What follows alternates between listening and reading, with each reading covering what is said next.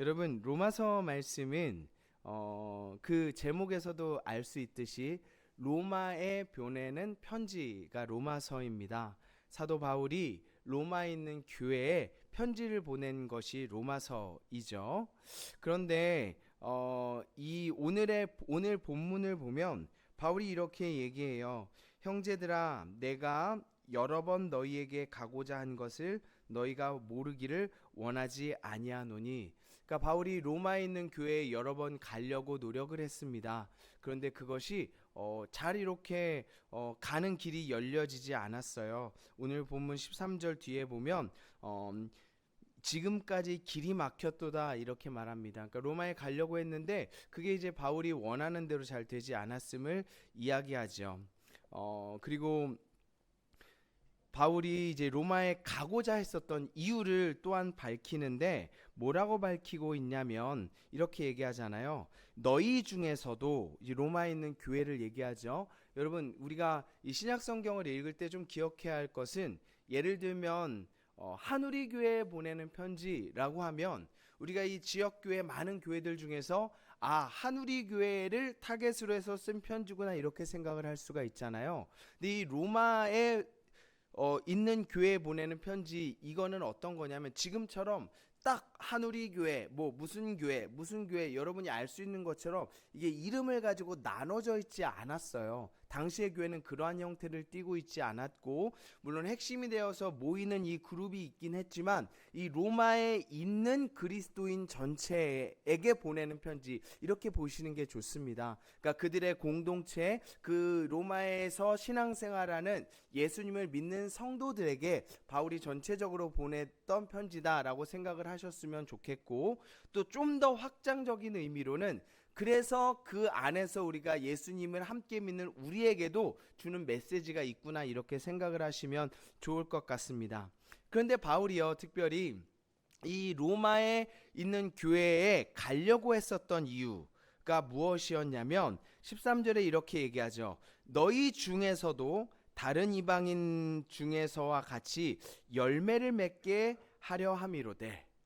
자, 그러니까 바울이 내가 너희에게 가려고 했어. 왜 가려고 했냐면 내가 다른 교회들, 이방에 세운 여러 이방, 여기에서의 이방은 바울 입장에서 유대인 말고 다른 이방을 얘기하죠. 다른 곳에서 교회를 세우고 바울이 만나서 은혜를 끼치고 했었던, 복음을 전했던 그들과 같이 열매를 너희에게서도 맺기를 원하기 때문에 내가 로마를 방문하려고 했다라고 바울이 얘기를 하는 것이죠. 바울이 다른 이방 교회들처럼 로마에도 방문을 해가지고 열매를 맺게 하려고 했구나. 무엇을 맺게요? 열매를 맺게 하려고 했구나. 그럼 이제 궁금한 것이 생기죠. 바울이 그러면 이 로마에 있는 교회에 열매를 맺게 하기 위해서 방문을 하기를 원했다고 했는데, 그럼 그 열매가 무엇이겠습니까? 로마 교회에 있는 열매가 무엇이겠습니까? 그 해답을 우리는 15절에서 얼핏 볼 수가 있습니다. 15절에 이렇게 얘기하죠.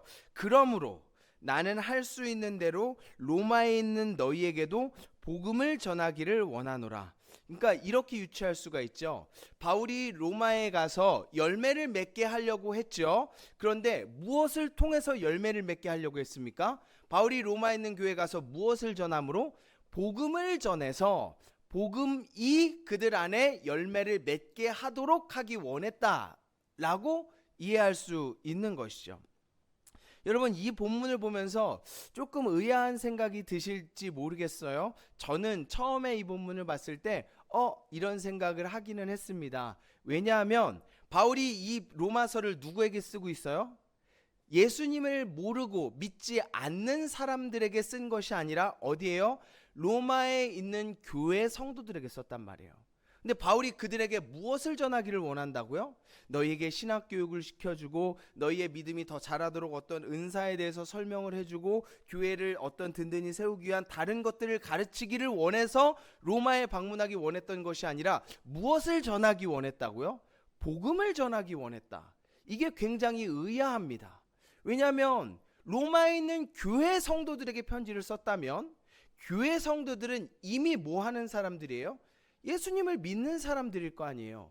예수님 믿는 사람들에게 너희가 성도다, 로마의 교회다 이렇게 칭함을 받을 텐데, 지금 바울이 그 로마의 예수님을 믿는 사람들에게 복음을 전하겠다고 이야기하는 거예요.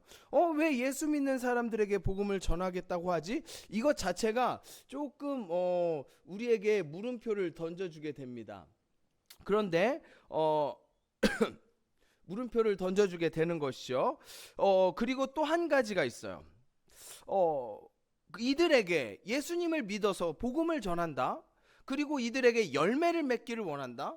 생각해 보세요, 여러분. 우리가 그냥 지금 여러분이 들으셨을 때 여러분 복음을 전해서 열매를 맺게 하기를 원합니다라고 얘기하면 어떤 의미를 가지고 계세요? 복음을 전해서 그곳에 열매가 맺어지기를 원합니다. 그러면 여러분이 그곳에 가서 예수님을 전해서 그 사람들이 예수님을 믿게 되기를 원한다, 이런 뉘앙스로 들리시지 않습니까? 그런데 바울은 이것을 열매를 맺기를 원한다, 너희에게 복음을 전하기를 원한다를 로마에 있는 그리스도인들에게 교회에 전하기를 원한다 라고 얘기를 하고 있다는 것이죠. 그러면 왜 교회 다니고 이 사람들은 예수를 믿고 구원을 받은 사람들로 받은 사람들로 보여지는데 왜 바울은 다시 그들에게 복음을 전하려 했겠는가라는 것이죠. 자, 그러면 여러분 이렇게 한번 생각해 보시겠어요? 만약에 여러분의 자녀나 친구나 지인이 있다고 칩시다. 근데 그 지인이 날씨가 추워가지고 잠바를 샀어요. 제 딸이 잠바를 샀다고 생각해 봅시다. 이제 그런데 제가 그 잠바를 이미 사서 가지고 있는 딸한테 이렇게 얘기하는 거죠. 야, 내가 가서 너 잠바 사줘야 되겠네. 그러면 그게 무슨 뜻이겠어요? 다시요. 이미 자기가 가가지고 잠바를 사서 가지고 있어요. 근데 걔한테 내가 너 잠바를 다시 사줘야 되겠네, 잠바를 내가 사주러 가야 되겠네 라면은 그게 무슨 의미가 있겠습니까? 여러분, 그것은 아마 그 딸이 잠바를 잘못 샀거나 아니면 가지고 있는 그 딸이 산 잠바에 뭔가 문제가 있는 거예요. 그렇죠? 잘해서 좋은 걸 샀으면 또 굳이 사줄 필요가 없지 않습니까? 그럼 바울이 왜 이 로마에 있는 교회에 가서 내가 다시 너희에게 가서 열매를 맺게 하고 복음을 전하기를 원한다라고 얘기했을까요? 그것은 이 로마에 있는 교회 성도들이 복음을 들어야 할 필요성이 있기 때문이라는 것이죠. 그러니까 바울이 이미 예수님을 믿어서 구원받은 로마의 교회 성도들에게 가서 열매를 맺도록 복음을 전해야겠다는 말은 그들이 알고 있는 복음이 무엇인가 부족하거나 잘못되었거나 아니면 그들이 받아들인 복음, 처음에는 문제가 없었을 수 있는데 지금 그들이 가지고 있는 복음이 무엇인가 문제가 생기고 잘못된 모습들이 드러났기 때문에 바울이 로마에 있는 교회에서 복음을 전해야 되겠다라고 말한 것이겠죠. 바울은 16절에 이렇게 얘기합니다. 내가 복음을 부끄러워하지 아니하노니. 바울이 뭐라고 얘기했어요? 나는 복음을 뭐하지 않는다? 부끄러워하지 않는다. 여러분, 이 말을 바꿔 생각해 보면 어떠한 사람들은 복음을 뭐하는 사람들이 있을 수 있다는 말이에요? 부끄러워하는 사람들이 있을 수 있다는 말입니다. 이 원어 부끄럽다라는 원어의 의미를 보면 불편해하다 이런 의미도 가지고 있는데요. 여러분, 팀 켈러라는 얼마 전에 돌아가셨지만 팀 켈러라는 목사님이 이 본문을 설명하면서 사람들이 복음에 대해서 가질 수 있는 불편한 점을 4가지를 얘기했습니다. 한번 잘 들어보세요. 첫째, 복음이 공짜로 주어지고 우리가 선물로 받는 것이기 때문에 불편하다.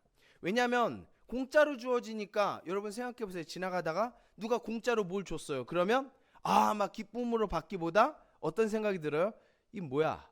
왜 주지? 이런 생각이 들 수 있겠죠.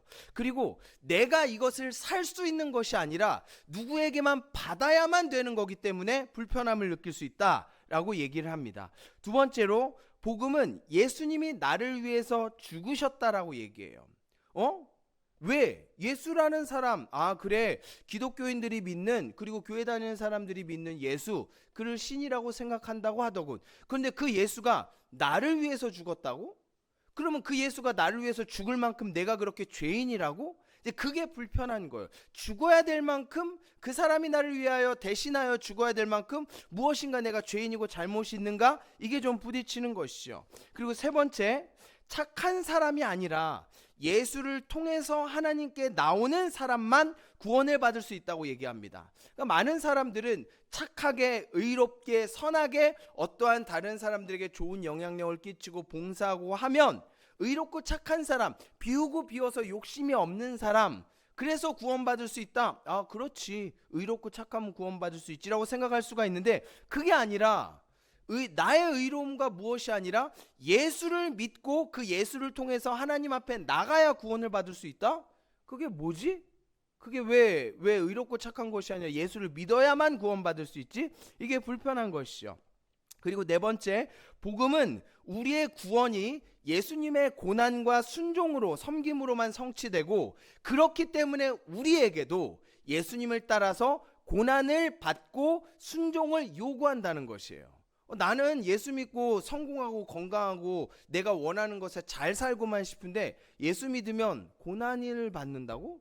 예수 믿으면 뭐 다른 사람을 섬기고 순종해야 된다고? 이것 자체가 불편하다는 것이죠. 팀 켈러는 이 본문을 설명하면서 사람들이 경험할 수 있는 네 가지 복음의 불편한 점을 이렇게 설명했습니다. 제가 이 글을 여러 번 읽으면서 아, 그렇네, 그럴 수 있겠다 라고 이 팀 켈러가 제시한 복음을 불편하는 네 가지에 관한 것들을 생각해 보았습니다.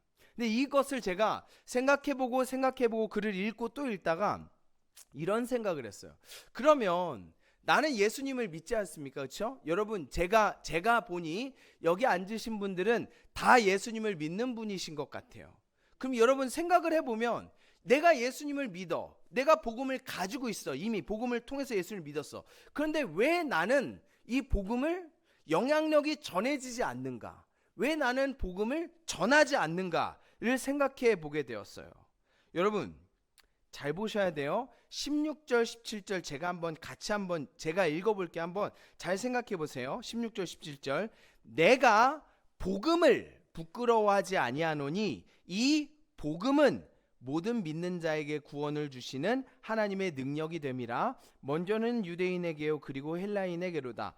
복음에는 하나님의 의가 나타나서 믿음으로 믿음에 이르게 하나니 기록된 바 오직 의인은 믿음으로 말미암아 살리라 함과 같으니라. 여러분, 바울은 16절 17절 로마서 1장 16절 17절 통해서 무엇이 구원을 준다고 얘기합니까? 무엇에 하나님의 의가 나타난다고 얘기합니까? 뭐예요? 복음입니다. 여러분, 근데 이것을 우리가 잘 이해하셔야 돼요. 복음 자체의 능력이 있다고 얘기해요. 예를 들면 어떤 약은 몇 달 이상 꾸준히 먹어야 효과를 발휘하는 약이 있습니다. 또한 어떠한 약은 공복에 먹어야 효과가 있는 약이 있고요. 그런데 바울은 복음에 대해서 복음을 얼마 이상 들어야 능력이 나타난다. 복음을 듣고 어떻게 해야 그것이 능력이 나타난다. 그래서 복음을 듣고 순종하고 무엇을 해야 복음의 능력이 너에게 전해져서 믿음이 생기다라고 이야기하고 있지 않습니다. 오늘 본문에 보면 바울이 뭐라고 얘기하냐면 이 복음 자체가 하나님의 능력이라고 얘기해요. 여러분, 이거 굉장히 중요한 부분입니다. 복음 자체가 능력이기 때문에 얼마를 들어야 한다, 무엇을 해야 한다, 어디서 들어야 한다, 혹은 누구에게 들어야 한다, 그런 것이 없습니다. 제대로 된 복음, 그 복음 자체의 능력이 있기 때문에 제대로 된 복음을 전하기만 하면, 듣기만 하면 그 복음 자체가 능력이 되어서 믿음으로 믿음에 이르게 된다라고 바울이 전하고 있는 것이에요. 팀 켈러가 이것에 대해서 이렇게 얘기했습니다. 복음은, 잘 들어보세요, 복음은 능력이다. 바울은 복음이 능력을 생기게 하거나 가지고 있다고 말하지 않고 복음이 바로 능력 자체라고 얘기한다. 이거 굉장히 중요합니다. 여러분, 그러면 내가 복음을 들었어요. 복음이 뭡니까? 넓은 의미에서 얘기하면 하나님께서 나를 위하여 이루신 일이 복음이에요. 그리고 좀 자세히 얘기하면 그 이루신 일이 뭐죠? 하나님의 아들 예수 그리스도를 우리에게 보내셔서 그분이 우리의 죄를 담당하게 하시고 십자가에 달려 죽으심으로, 하지만 죽음의 가운데 있지 않고 부활하셔서 그 예수님이 나의 죄를 담당하시고 내가 그 예수님께 나의 모든 죄를 전가하여서 나는 의로움을 얻었다. 그러니까 예수님이 그의 피값과 십자가로 나를 사셨기 때문에 나는 의로워졌고 나의 주인이 예수님이 되었다. 그래서 나는 죄인이지만 구원받을 수 있고 나의 죄가 사함받았다. 이게 복음이지 않습니까? 그런데 이 복음 자체가 능력이라는 거예요. 여러분, 복음을 듣고 내가 무엇을 해야 능력이 생기는 것이 아닙니다.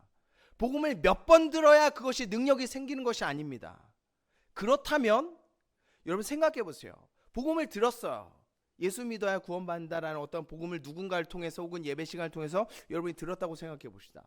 그리고 내가 그것을 어떻게 했을 때 내가 구원을 받는다면, 순종하거나 내가 믿어야지 한다거나 내가 어떻게 해서 구원을 받는다면 그 구원의 결정은 누구에게 있는 거예요?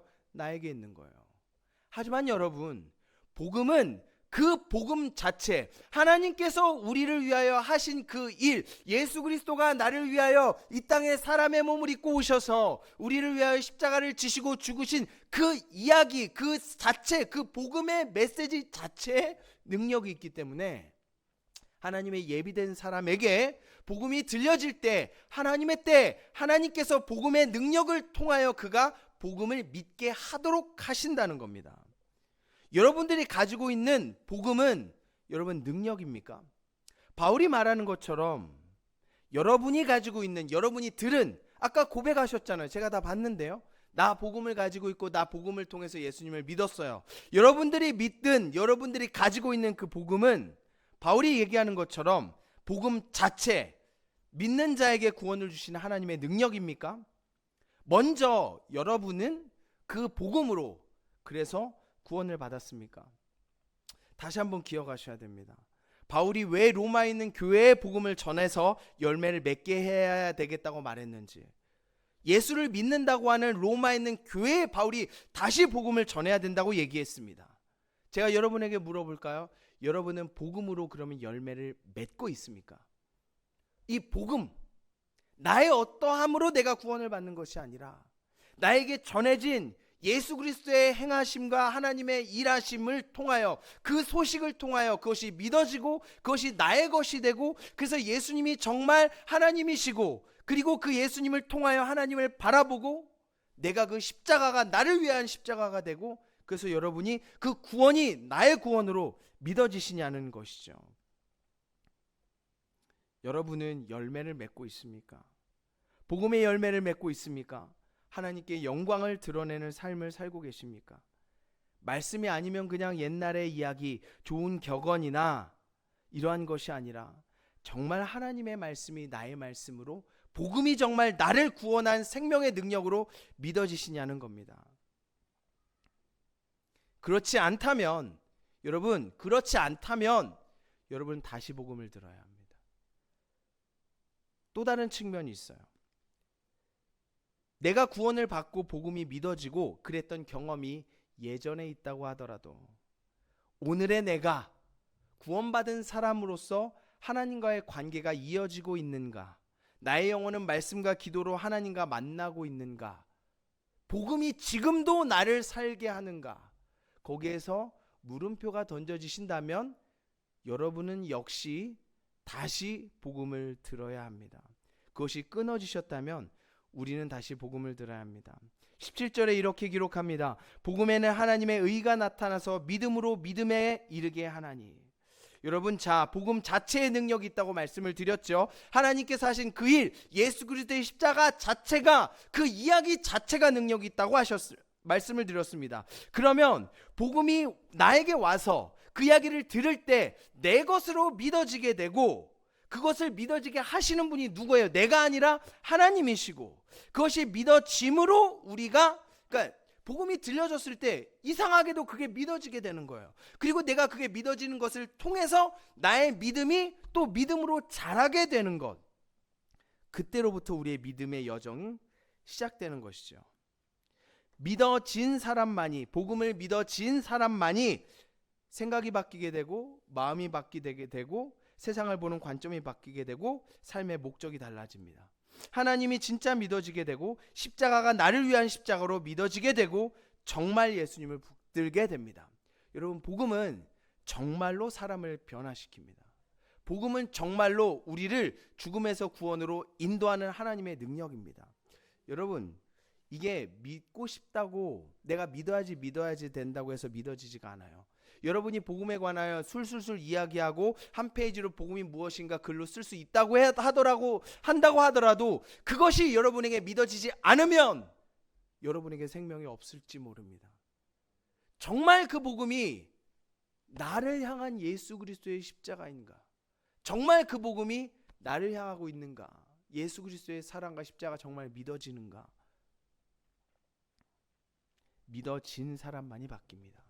그래서 죄송하지만 교회에 속한 모든 사람들이 구원받지 않았을지 모른다라고 얘기하는 이유가 거기에 있습니다. 그냥 나는 복음을 알고 예수 믿어라고 이야기하는 것이 아니라 하나님께서 나를 위하여 이 땅에 오신 그 놀라운 사건, 성육신의 사건이 나를 위한 것이고, 그래서 그 십자가가 나 때문에 예수님이 죽은 것으로 믿어지고, 하지만 그 십자가 때문에 내가 구원받은 것이 믿어지고 내 것으로 바라봐질 때 여러분들이 복음을 통하여 믿음을 소유한 사람들이 된다는 것이죠. 정말 예수님을 붙들게 됩니다. 복음 자체의 능력이 있습니다. 우리가 또 잊지 말아야 될 것이 있어요. 복음을 통해서 하나님께서 우리에게 믿음을 주시죠. 그리고 복음이 믿어지고 그 믿음으로 우리가 의인이 된다라고 말씀을 드렸습니다. 그런데요, 여러분, 믿음은 여기에서 멈추지 않습니다. 그냥 복음을 듣고 믿고 그 뒤로는, 그러니까 내가 복음을 들었어요. 아, 예수님이 하신 일들, 십자가의 사랑 정말 내 것이구나 라는 것을 믿었어요. 그러면 내가 의인이 되었습니다. 그렇죠? 그러면 그 이후에는 내가 의인이 되었으니 의인인 내가 노력해서 내가 의롭게 사는 것을 이야기하지 않습니다. 복음은 믿음으로 믿음에 이른다고 얘기합니다. 의인이 믿음으로 산다고 얘기해요. 의인이기 때문에 의인이 되었으니 너가 열심히 노력해서 살아라가 아니라 의인도 역시 무엇으로 삽니까? 믿음으로 삽니다. 무슨 말이냐면 하나님께서는 우리에게 믿게 하시고 복음으로 우리에게 예수 그리스도를 믿게 하시고 왠지 모르지만 그게 믿어지게 하신 다음에 네가 의인이 됐으니 믿음을 가지고 열심히 닦고 단련해서 잘 의롭게 살아봐라라고 우리를 던지시는 것이 아니라 그 하나님께서 우리에게 믿음을 주셨다면 끝까지 믿음의 길로 믿음의 자리로 우리를 하나님께서 인도하신다고 얘기해요. 그것이 믿음의 능력이에요. 그렇기 때문에 믿음은 강력입니다. 사람을 변화시키는 능력이에요. 왜냐하면 우리에게 있지 않기 때문입니다. 그러니까 은혜지요. 그래서 은혜입니다. 내가 무엇을 하고 내가 노력하고 하는 것이 아니라 하게 하시는 하나님의 능력이 은혜이기 때문입니다. 그러니까 놀라운 축복이죠. 하나님께서 그 복음의 능력을 우리에게 주기를 원하시고 주셨다는 것을 믿으시기 바랍니다. 내가 하는 것이 아니라 하나님이 하신다. 의를 행할 수 있는 상태가 된 것뿐만 아니라 우리를 끝까지 붙드시고 인도하신다. 무엇으로요? 믿음으로요. 믿음으로. 여러분, 그러니까 여러분이 복음을 전하기를 주저하지 마셔야 해요. 왜냐하면 아까 말씀드렸죠. 복음은요, 내가 목사이기 때문에, 내가 전도사이기 때문에, 내가 신앙을 뭐 어떻게 열심히 잘 알고 오래 믿었기 때문에 내가 전하는 복음이 능력이 있는 것이 아닙니다. 뭐의 믿음이 있어요? 복음 자체의 능력이 있습니다. 복음 자체의 능력이 있어요. 여러분들이 복음을 가지셨고 그 복음으로 구원을 받으셨다면 여러분을 구원한 그 복음 자체의 능력이 있기 때문에 나의 어떠함과 상관없이 복음을 전하시면 돼요. 왜요? 사람을 구원하고 그 영혼을 바꾸는 것은 설득이나 가르침이나 무엇이 아니라 복음 자체의 능력이기 때문입니다. 그래서 어린아이가 전하는 복음도 능력이 있을 수 있고 어눌해서 정리되지 않은 복음도 능력이 있을 수 있어요. 왜요? 하나님의 복음 자체의 메시지만 전하는 점. 그래서 복음을 전하는 것, 전도하는 것은 교회 와라 초청하는 것이 아니라 예수가 그리스도임을 전하는 것이 전도입니다. 그리고 그 일을 통하여 하나님께서 그 사람의 마음을 쥐고 흔드시고 복음 앞에 굴복하게 하시는 거죠. 왠지 믿어지게 하시고 왠지 예배드리고 싶어지게 하시는 것이 하나님의 뜻입니다. 근데 그것이 우리의 삶에 잘 일어나지 않잖아요. 왜 그럴까요? 전하지 않아서입니다. 여러분 잘 생각해 보세요. 잘 생각해 보세요. 누구에게 전도를 해야 되겠다라고 여러분 생각하신 적이 있으실 겁니다. 어떻게 하셨어요? 무엇 하셨습니까? 복음을 전하지 않은 경우가 너무 많아요. 그렇죠? 복음을 전하지 않았습니다. 우리는 뭐 해요? 교회 얘기하고 목사 얘기하고 뭐 교회 공동체 얘기를 하지 복음을 전하지 않아요. 그것으로 사람이 예수님이 믿어지지 않습니다. 물론 의도는 알아요. 교회에 나와서 목사님을 통해서 복음을 들었으면 좋겠다라고 해서 초청하는 여러분의 믿음은 알지만 그 사람이 교회에 나올지 어쩔지 어떤 마음을 갖게 될지 역시 우리가 할 수 있는 것이 아니기 때문입니다. 태도가 달라요. 만약에 어떤 사람에게 이 집 교회에서 맛있는 거 주니까 선물 주니까 놀러 와라 라고 하면 그 사람의 마음밭은 무엇을 준비하고 옵니까?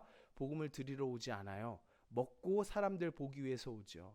그러다 우연히 복음을 들어서 그가 하나님의 말씀을 받아들이겠다 귀를 닫고 오는데요. 들어야 복음이 들려야 하나님께서 그의 마음에 역사하심을 믿으시기 바랍니다. 그래서 여러분 제가 여러분에게 강력히 권하는데 자녀들 믿지 않는 자녀들에게 복음을 전하십시오. 복음을 전하세요. 교회 다녀야지 예수 믿어야지 그거 아니라 여러분이 알고 이해한 복음의 메시지를 전하셔야 돼요. 왜 예수 믿어야 구원받고 그것이 무슨 상관이 있는지 그리고 내가 왜 예수를 믿고 나의 삶이 무엇이 변했는지를 전하는 거예요. 그게 복음을 전하는 거예요. 복음 전하기를 부끄러워하지 마십시오. 복음 자체에 능력이 있습니다. 복음에는 하나님의 의가 나타나서 믿음으로 믿음에 이르게 하나니 기록된 바 오직 의인이 믿음으로 산다고 얘기해요. 의인은 믿음으로 말미암아 살리라 함과 같으니라. 사랑하는 성도님들, 복음을 소유한 우리 성도님들 그 복음의 향기를 드러내고 복음을 누리는 축복을 경험하시길 바랍니다. 복음은 나누면 나눌수록 없어지는 것이 아니라 커집니다. 하나님의 능력을 더 경험할 수가 있어요. 그 놀라운 축복을 오늘 꼭 붙드시고 전하시며 기억하시며 증거하신 여러분이 되시길 바랍니다. 여러분 다시 복음을 들으세요. 내가 믿는 복음이 무엇인지 다시 한번 생각해 보시고 점검하셔야 합니다. 그래서 내가 지금 내 영혼이 살아있는가, 복음으로 내가 작동되고 있는가를 돌이키시길 바랍니다. 그래서 그 복음의 능력으로 오늘도 성찬식 할 때 예수 그리스도를 복음으로 받으시기 바랍니다.